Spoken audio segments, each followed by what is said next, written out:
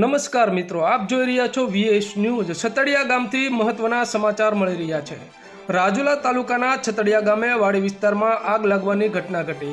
સમગ્ર વિગતની વાત કરીએ તો રાજુલા પાસે આવેલ છતડિયા ગામની વાડી વિસ્તારમાં સૂકી જુવારમાં આગ લાગતા જુવાર બળીને થઈ ખાખ। જુવારમાં આગ લાગતા ખેડૂતોને ભારે નુકસાન થયું। જુવારના ખેતરમાં આગ લાગતા ખેડૂતોએ એકઠા થઈને આગને પાણીનો મારો ચલાવી આગ પર કાબુ મેળવ્યો હતો અને આગ બુઝાવવામાં આવી હતી। તો આવા અવનવા સમાચારો જોવા માટે જોતા રહો વીએસ ન્યૂઝ રાજુલા।